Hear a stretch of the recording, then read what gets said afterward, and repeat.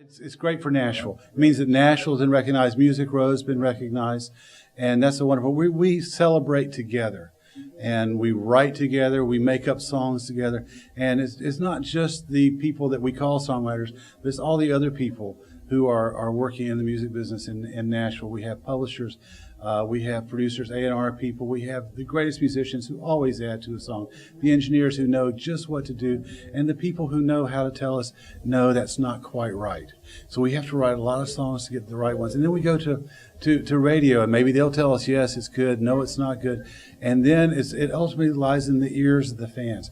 If they come out and they support us like they have for so long, and they find what they like, they love it, they stick with it, like they love Kenny Rogers, like Randy Travis, Mary Chapin Carpenter, the Judds, and the people that I've been so fortunate to be associated with, because they have taken these little songs that I was lucky enough to hear first with my friends, and they've taken them and they've given them to the world.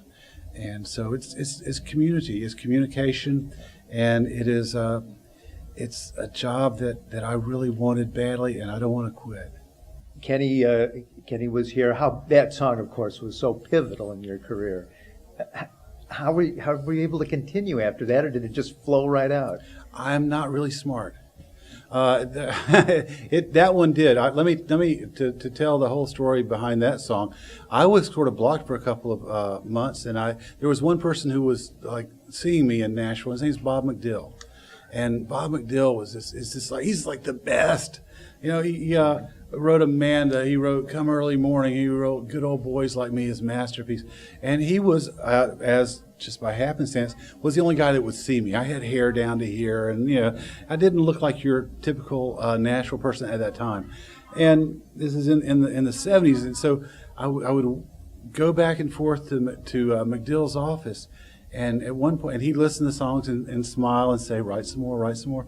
And one day I went in and told him I'm blocked. I have no idea what I'm doing anymore. It's August of '76, very hot day. And he showed me an open tuning. And walking from his office on Music Row to my apartment on Fairfax Avenue is a couple miles. We're carrying a heavy guitar case. We didn't have cloth cases at the time, or leather cases. And I've never been one to just wear a T-shirt. So I was sweating, and I made up the song in my head. All of it. I sat down at my daddy's typewriter, L.C. Smith typewriter, where I typed, and I just typed it out straight through, except for the last verse. A few weeks later, I was at Jim Rushing's house.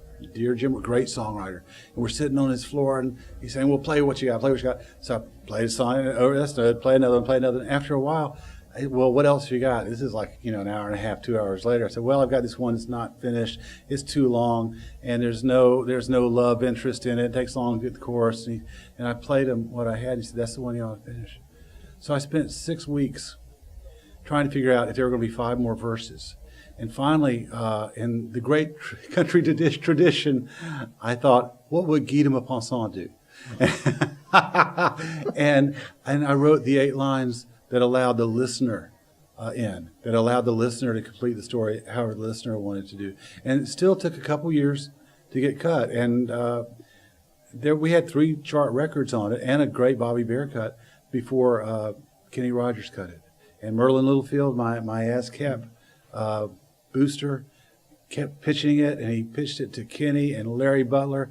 And I was working as an all-night computer operator. And I came home one morning, and I went to sleep for 3 hours and woke up. Call last night. Well, Larry Butler cut your song on Johnny Cash. The very next day, I same thing. After 3 hours sleep, phone rings. Larry Butler cut your song last night on Kenny Rogers, and that was the right cut.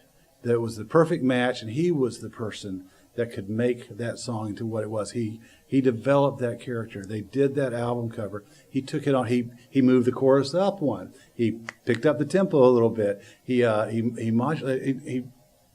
Kenny Rogers kicked the door down for me. And then I had to spend about 2 or 3 years learning how to write again. I don't give very short answers, do I? Well, you give great ones. But you also did, in those 3 years, definitely learn how to write again. Well, and I learned how to be part of the community, too. David Loggins, who had a big hit with Please Come to Boston, I got to be friends with him, and he said, okay, come on in. I figured out how to do this. We actually have to go to work. and we can sit down together in a room and we can communicate with each other. And that's what we started doing. And then we wrote some songs. The Nitty Gritty Dirt Band started cutting one here and there, and John Conley cut a song called Old School. And I just got very fortunate. The people I worked with, and then I met this guy named Paul Overstreet. He is as country and as Mississippi as I am, an educated dropout from Duke University, you know, and we meshed. And he's just a terrific talent, and our differences became our strengths.